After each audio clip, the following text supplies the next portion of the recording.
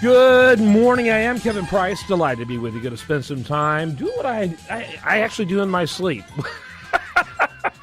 which is talk to you about you and your business, and about the great people in my business world that I get to have conversations with. And I love that. I love that I kind of eat, drink, and sleep this stuff, and you would too, as we are now well into our 15th year of The Price of Business, the longest-running business show on radio. And as of Sunday, just a couple of days ago, the fastest-growing business TV show in the country, thanks to our relationship with the Biz TV network. 38 million homes around the country. We were on Sunday, 11:30 a.m. Eastern Standard Time, and it was cool. And, I'm my worst critic. I looked at the show and thought, you know what, I will do this differently and that different. But it's all very fun. It's fun to have a new project and to be involved in that. Regarding the TV show, I just got confirmation that near the end of the month, either the third or fourth Sunday of this month, we're going to have Robert Kiyosaki, author of Rich Dad, Poor Dad. He's going to be on the show again, one of the biggest best-selling authors of all time. He's going to be on the show to talk about his new book, Second Chance, and so we're looking forward to that. But right now, we're going to talk about an issue that, frankly, I see all the time. It's one of the most pressing issues of our time if you're in business, which is cybersecurity. And I've got Michael Baker with us, and he's with a company called Mosaic 451. Michael, welcome to the program. How are you today? Doing well, sir. How are you? Doing great, thanks. Kind of give us the elevator speech about your company. We're a bunch of guys that came out of large ISPs and the U.S. federal government that believe the private sector, that the commercial sector deserves cybersecurity every bit as good as that practiced by the federal government without the ability, without having to print the money yourselves. And so there's a bunch of stuff that we've learned over the last 10, 15 years of under fire cybersecurity, dealing with state actors, dealing with advanced persistence threats, dealing with stuff that frankly hit the government 10 years before it hit the commercial space. So we're not necessarily smarter than anybody else. We're not necessarily dumber than anybody else, but the places that we went to school were highly secure and really important. And so we try to take that knowledge and give it to our customers and offer really a force multiplier for the technology that everybody's trying to talk you into buying. Mm-hmm. Talk a little bit. Technology alone won't save you. Yeah, give us an overview of a typical client of yours. Who fits, like verticals that you typically work with, size of businesses, that type of thing. Sure. So we typically work with critical infrastructure. And so I think the easiest way to define critical infrastructure is if something goes wrong in the most dramatic fashion, people will die. So that could be utilities. That could be government. That could be oil and gas, energy. We've actually got expanded the practice into K through 12, just because frankly nobody's looking at them, and kids would be a reasonable critical asset. So that's generally where we play. Yeah, I guess and it it's depends usually on larger and more complex companies. Depends on the kid, but yeah. Very much so. So, talk a little bit about the history of the company. You mentioned that that you were created really to provide similar type protection that the government is pursuing. When did you guys actually formally launch? So we started in late 2011, and really like any startup, I think it's a tremendous combination of luck and ability. When you start a company and you've got 18 people and no customers, that's a bad day.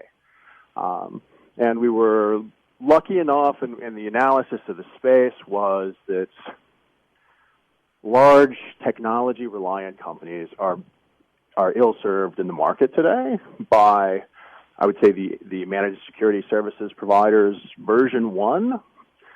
And we thought that there was a huge opportunity for version 2 for somebody who actually did security the right way. Mm-hmm. So that's why we started, and we've been either right or unbelievably fortunate. I'm not sure which, and acquired a handful of really good customers along the way.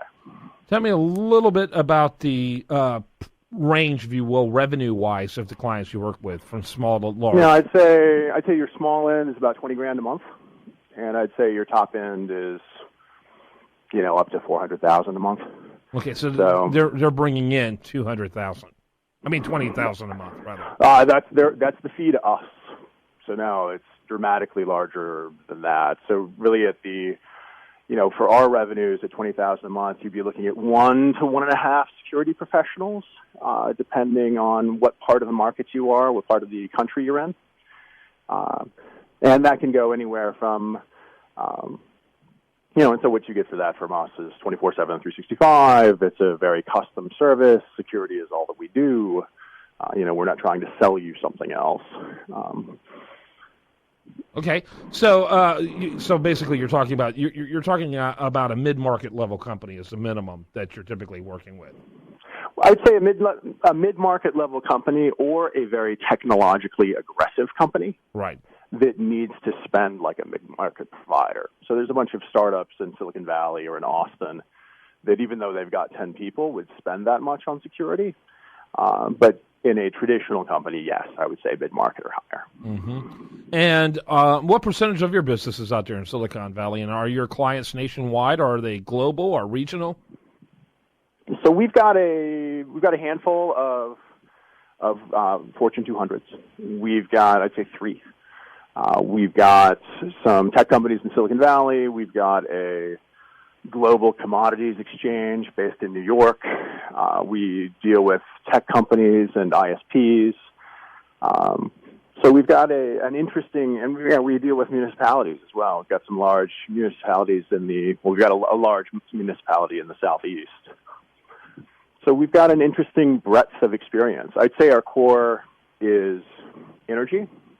But and geographically, we're distributed throughout North America. So how many clients do you have altogether? Security clients, believe it or not, 18.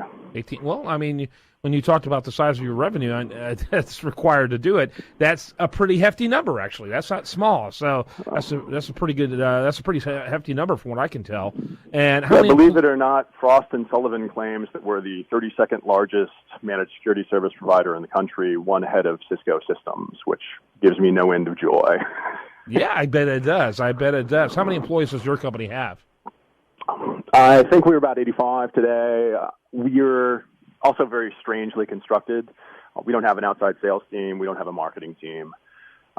We are just an engineering company. And so of those 85 people, I want to say 75, 77 of them are engineers. How do you get your clients then? Word of mouth, primarily. Mm-hmm. We'll occasionally reply to an RFP, and we've been very lucky there. Or our hit rate has been very high. But generally, it's word of mouth. Yeah, well, that's good stuff. Good to know. I appreciate you spending time talking about it. 2016, what are some of the big things you're watching as we wrap up the interview? I think that there's a big push for any company to buy a magic widget, to buy a box that will protect them, to make cybersecurity somebody else's problem. And that could be firewalls, that could be intrusion detection systems, that could be something that you put on desktops and endpoints. And the awesome thing about all of that is it doesn't work. And so you're seeing very sophisticated attacks getting through the latest generation firewalls. Mm-hmm. You're seeing sophisticated attacks going through sandboxing technology. And what works is smart humans. Smart humans need to be a force multiplier. Technology is a force multiplier for smart humans. And so I think with some of the recent exploits, you've seen how smart humans on the other side absolutely cut through technology-based defenses. And so for me, the idea that we're in the smart human business is a great place to be. That's a good point to end on. Michael Baker, he is with Mosaic 451, the website, Mosaic, and we are talking about the number, Mosaic451.com. Thanks, Michael. Thanks, Kevin. Appreciate the time. When we come back, we're going to have much more for you. I do want to remind you the show continues 24/7 at priceofbusiness.com. There you'll learn about our new TV show every Sunday on the Biz Television Network. You're listening to The Price of Business.